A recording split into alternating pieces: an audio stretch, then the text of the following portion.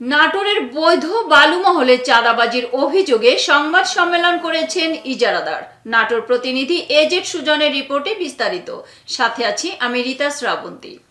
নাটোরের লালপুরে সরকার কর্তৃক অনুমোদিত বালুমহল ঘিরে চাঁদাবাজি ও হয়রানির অভিযোগ তুলেছে ইজারাদার প্রতিষ্ঠান মোল্লা ট্রেডার্স।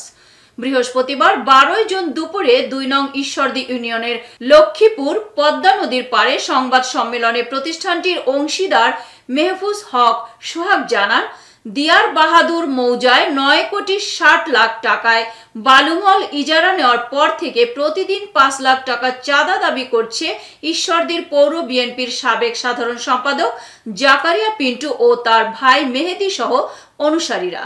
চাঁদা না দিলে নৌপথে সন্ত্রাসী, নির্যাতন, শ্রমিকদের মারধর, নৌযানে বাধা এবং মিথ্যা মামলার ভয় দেখানো হচ্ছে বলে অভিযোগ করেন তিনি দাবি করেন, নতুন ওসি আ.স.ম. আব্দুল নূর যোগদানের পর এসব ঘটনায় প্রশাসনের নীরব ভূমিকা লক্ষ্য করা যাচ্ছে। জাকারিয়া পিন্টু বলেন, এসব ঘটনার সঙ্গে আমার কোনো সম্পৃক্ততা নেই, এসব ষড়যন্ত্র ও ভিত্তিহীন। জোরালোভাবে দাবি জানাচ্ছি, পিন্টু মেহেদী চক্রের বিরুদ্ধে আইনগত ব্যবস্থা গ্রহণ করতে হবে। যারা এই অপক্রমে প্রত্যক্ষ বা পরোক্ষভাবে সহায়তা করছে তাদেরকে তদন্তের আওতায় আনতে হবে। একটি স্বাধীন ও নিরপেক্ষ বিচার বিভাগের তদন্ত কমিটি গঠন করে ঘটনার মূল রহস্য উন্মোচন করতে হবে। আমাদের বৈধ ব্যবসার নিরাপত্তা নিশ্চিত করতে হবে এবং শ্রমিকদের হয়রানি বন্ধ করতে হবে।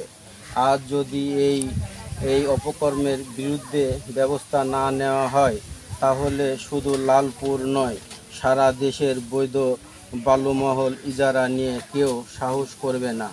এতে ক্ষতিগ্রস্ত হবে সরকার, রাজস্ব, সাধারণ জনগণ এবং দেশের আইনশৃঙ্খলা পরিস্থিতি।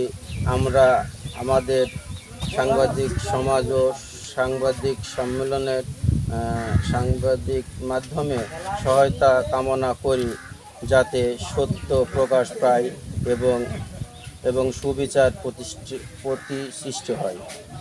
তবে ঈশ্বরদী থানার ওসি আ.স.ম. আব্দুল নূরকে ফোনে কয়েকবার চেষ্টা করা হলেও তিনি রিসিভ করেননি।